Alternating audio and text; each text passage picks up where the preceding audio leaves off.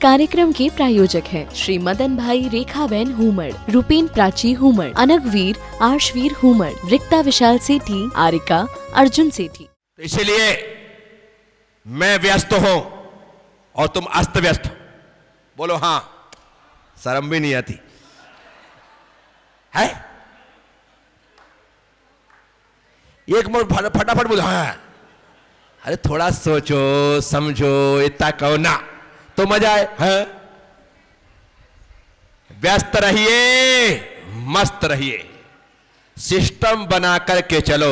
एक दिन चेतन ने मुझसे कहा, बोले गुरुदेव मेरा नियम है, मैं रात को 1 बजे सोऊं, 2 बजे सोऊं, 4 बजे सोऊं, लेकिन उठूंगा 6 बजे। ये मेरा फिक्स नियम। मुझे बहुत अच्छा लगा। मैं सबसे कहता हूं, सोने का समय तुम निर्धारित करो, उठने का समय उसका मानो, वो निर्धारित करेगा। ब्रह्म मुहूर्त उत्थाय ध्यायेत पंच नमस्कारम, आचार्य पद्मनंदी स्वामी कहते हैं ब्रह्म मुहूर्त में उठिएगा और सुबह सूर्योदय के पहले जो उठ रहा है वह ब्रह्म मुहूर्त में उठ रहा है, यह मान करके चलो।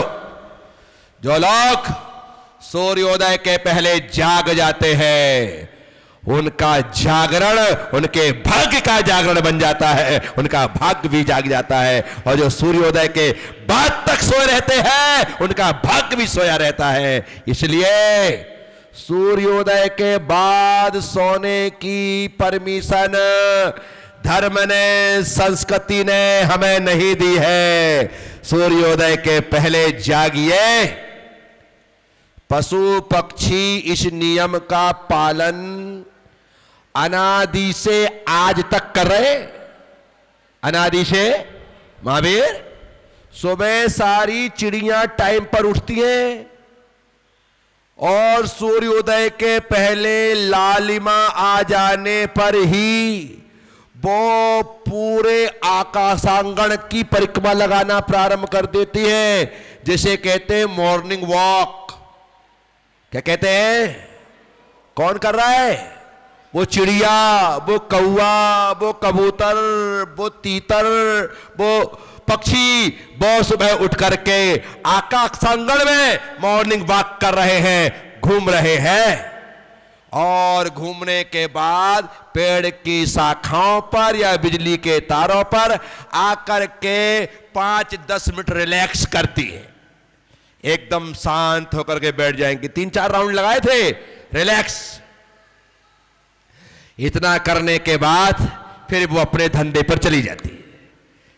दाना चुगना है, चले सारे पक्षी फिर पहले वो मॉर्निंग वॉक करते हैं। आप कितने लोग हैं जो मॉर्निंग वॉक कर रहे? तो बहुत सारे लोग हेल्थ के लिए, फिटनेस के लिए, स्वास्थ्य के लिए मॉर्निंग वॉक कर रहे हैं। बहुत से लोग कर रहे हैं, गार्डन में चले जाते हैं। मैंने भट्टारा जी की नसिया से देखा, पीछे सेंटर पार्क में लोग लगातार घूम रहे हैं, वहां पर पाथवे बना हुआ है, लगातार घूम रहे हैं। मैं दुर्गापुरा के लोगों से कहता हूं, आप भी कल से सुबह उठ करके डॉक्टर की बात को ना मानकर मेरी बात मानो। डॉक्टर कहता है गार्डन के चक्कर लगाओ, मैं कहता हूं गॉड के चक्कर लगाओ। अपने घर से नंगे पैर पैदल आया करो। सबके घर आधा किलोमीटर,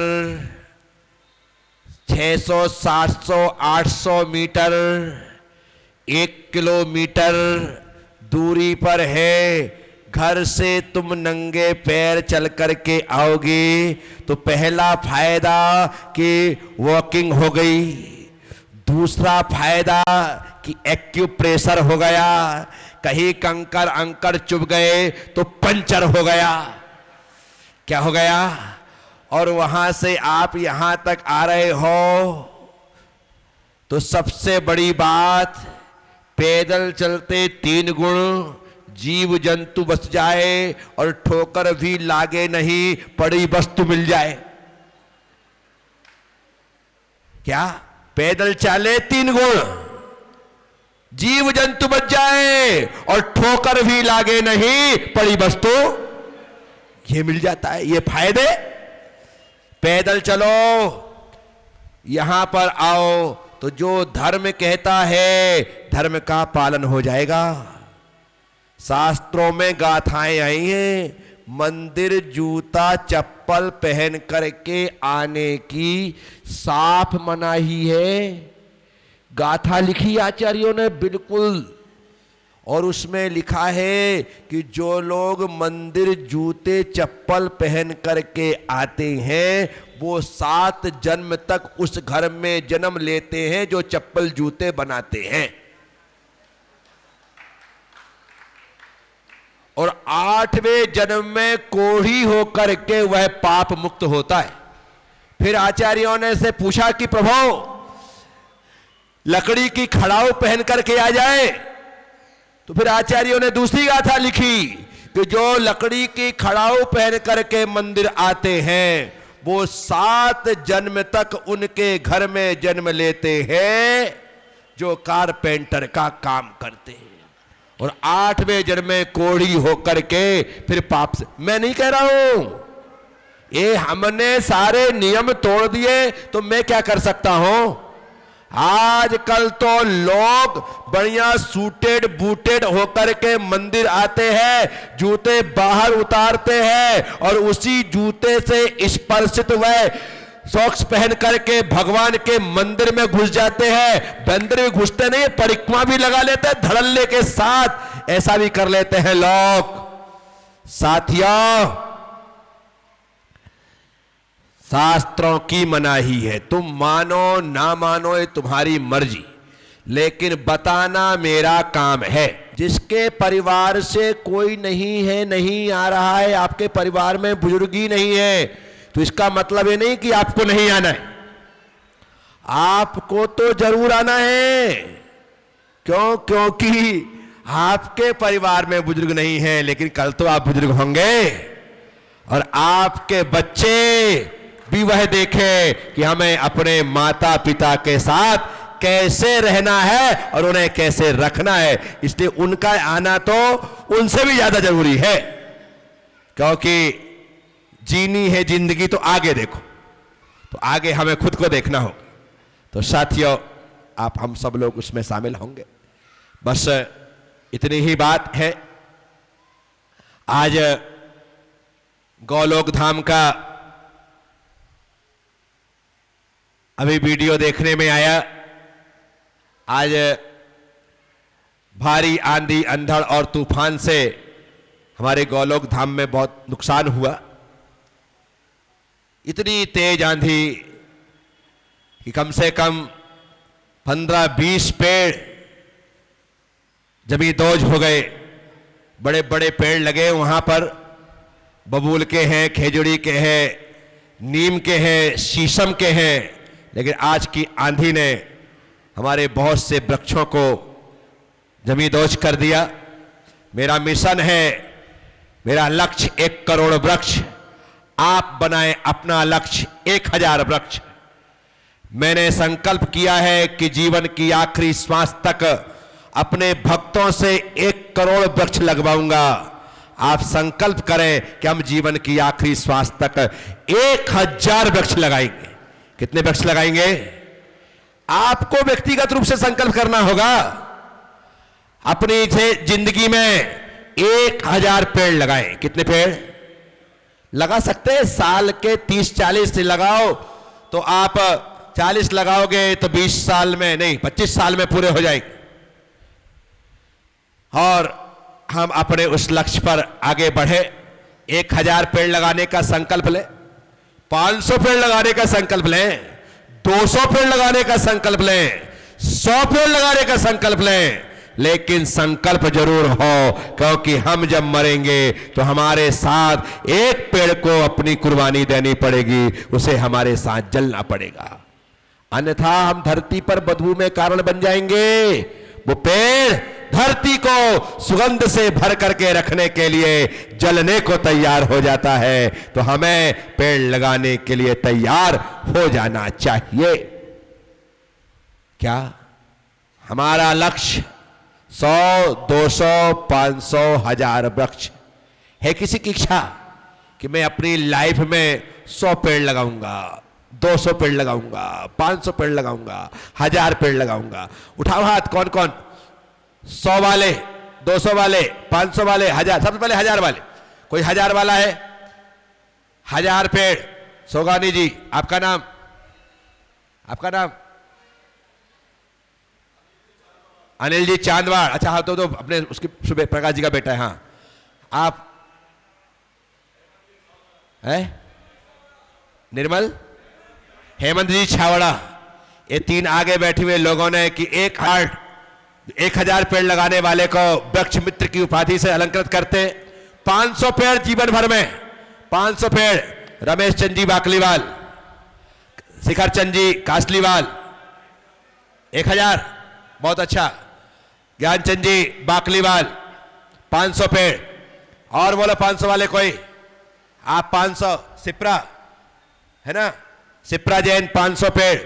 चलो, आप, हमारा गोलोक धाम बहुत बड़ा बन रहा है, पीछे भी हम जगह सरकार से इस प्रकार की वन बनाने का, आप तो संकल्प लो जगह। अब हम आपको पूरे निमोड़िया पंचायत क्षेत्र में दिलाने का पूरा प्रयास करेंगे और आप वहां पर आकर के पेड़ लगाने का पूरा, कोई इतनी जगह अपने पास है, दे धनाधन। हाँ, 500 पेड़ में रमेश चंद जी बाकलीवाल, ज्ञानचंद जी बाकलीवाल और सिप्रा जी जैन। ठीक। 200 पेड़, 200 में कोई नहीं है। 100 पेड़, 100 पेड़, बहुत अच्छा। मनीष सोगानी, अपूर्वा जैन। निशा तो नियम नहीं लिया क्या अभी तक? निशा पांड्या। हाँ, लिखो भाई, नाम लिखो। बोलते हैं बाइक बोल रहे हैं, मेरे को नाम पता नहीं क्या। मनीष का बोल दिया, मनीष सोगानी, अपूर्वा जैन, 2 नाम तो मैंने बोल दिया। 100 पेड़। आप रोहित जैन सीए, 100 पेड़। पूरी लाइफ में कहीं भी बहुत स्थान मिलते हैं, लेकिन जून का लास्ट सप्ताह और जुलाई और अगस्त का महीना ये वृक्षारोपण का सबसे अच्छा समय होता है। 100 पेड़, संजय जैन 100 पेड़, बागचंद बाकलीवाल 100 पेड़, मनीष जी मणि 100 पेड़, वीरेंद्र काला 100 पेड़, वीरेंद्र काला। बहुत अच्छा। क्या? रोहित जैन सी 100 पेड़। बहुत अच्छा। ये इससे मुझे कुछ नहीं मिलेगा, लेकिन मेरी धरती मां हरी भरी रहेगी, उससे सभी को शुद्ध वायु और पूर्ण आयु की प्राप्ति होगी। इसलिए मैंने मिशन बनाया है और मैं आगे बढ़ रहा हूं। साथियों, एक मैं आपसे जरूर बात कहूंगा। गौशाला में इस समय हमारे पास नहीं करते करते 80 गायें हो गई। कितनी हो गई? हम ले ही नहीं रहे, लेकिन ऐसे एक्सीडेंटल केस आ जाते हैं, ऐसी चीजें आ जाती है जहां पर हमारा करुणा से भरा हुआ मन उन्हें एक्सेप्ट कर लेता है और हम कहते हैं नहीं, हम मां की सेवा करेंगे। 80 गायें हमारे पास हो चुकी है। आज बहुत नुकसान हुआ है और आने वाले अभी इस समय में वर्तमान में अभी गेहूं, चना सब कुछ निकल करके बाहर आया है और जो भूसा चारा है वो अभी बहुत आयात से उपलब्ध भी हो रहा है। आने वाले समय में वो जो महंगाई बढ़ती है और बहुत महंगा हो जाता है, तो एक ट्राला, क्या बोलते उसको, ट्रक, ट्रैक्टर की ट्रॉली या ट्रक, तो क्या होता है मुझे बता। एक ट्रक, ऐसे एक ट्रक भूसा, एक ट्रक चारा हमारे पूरे महीने भर चलता है। कितना चलता है? पूरे महीने भर चलता है। और मैंने जब मुझसे कहा गया तो मैंने कहा है कि काम करो, पूरे साल का 10-12 ट्रक चारा भूसा आप इकट्ठा कर लो ताकि आने वाले समय में तकलीफ ना हो। एक ट्रक में पैसा लगते होंगे 15, 20, 25 हजार, 21,000 रुपए में एक ट्रक आ जाएगा, पूरा ट्रक भर के। पक्का है ना? फिर बाद में मत बोलना कम ज्यादा है।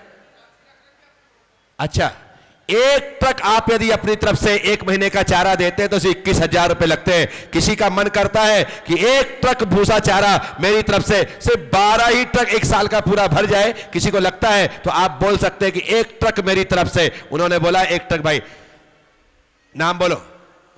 सुनील जी संदेश साहब, उन्होंने 21,000 रुपए की घोषणा गौशाला के लिए एक ट्रक चारे के लिए की है। और भी किसी का मन करे एक ट्रक?